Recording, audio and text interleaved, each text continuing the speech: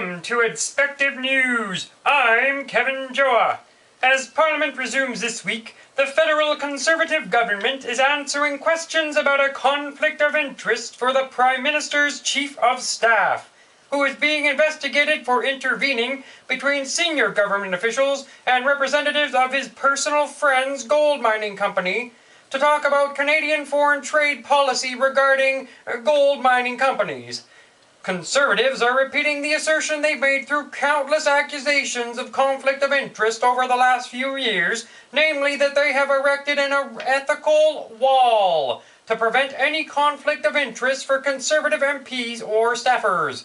So today, we at edSpective News are going behind this ethical wall to see just how it works.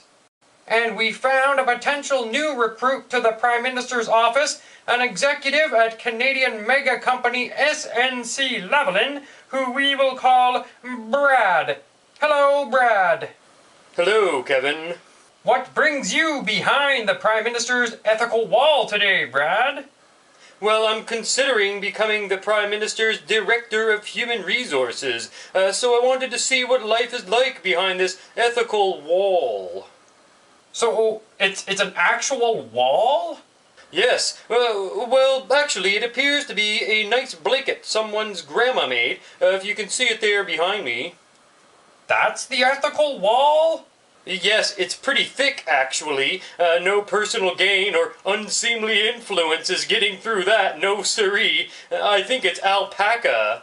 So, people just come behind the blanket? Yep, it's a sweet little setup here. There's a desk, a computer, a phone. The nameplate says Nigel Wright, but I think he shares the cubicle with anyone who needs it. Tony Clement even has a stool with a bunch of drawings of gazebos on it. Nigel Wright, the Prime Minister's Chief of Staff? Yep, you see, he's pretty often in conflict of interest.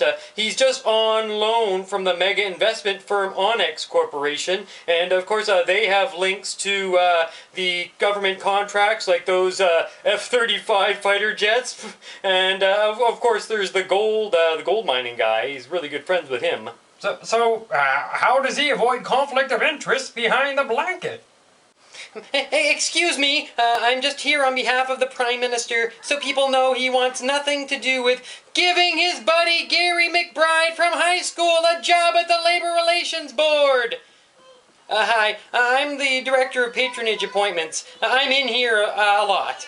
I think I left my BlackBerry here somewhere. Does anyone have Conrad Black's Order of Canada forms ready yet? Not that the Prime Minister wants anything to do with them being filled out. Excuse me.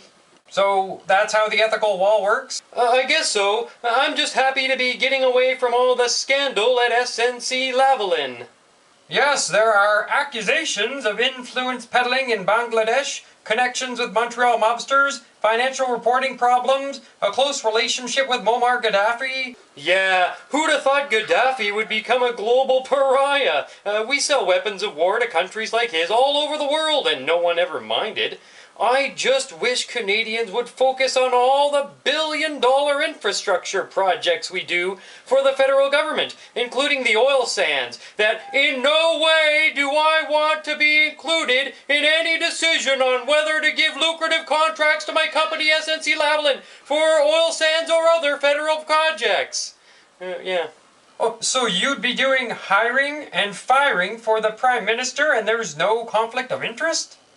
Oh no, I'd be doing hiring and firing for the entire public service. Free reign, especially the procurement and contracts folks. And that's no conflict of interest? Have you seen how thick that wall is, Kevin? It's like double weaved. Besides, we don't need me for influence around here. Our board chair is a big-time Conservative fundraiser. We have a Conservative senator on our board. Oh, do they have an ethical wall too? Not in the Senate. Those guys are pure partisan pit bulls. Try keeping Mike Duffy behind a wool blanket. I don't care if it's double weaved. So you're saying you can fire anyone involved in awarding contracts that your company is vying for, but you wouldn't because you'd be sitting behind the ethical alpaca blanket?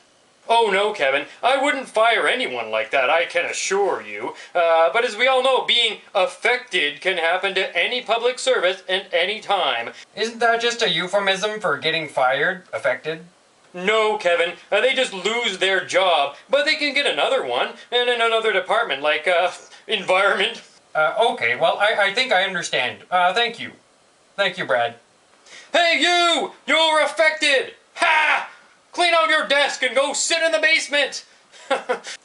We'll be right back with more edSpective news.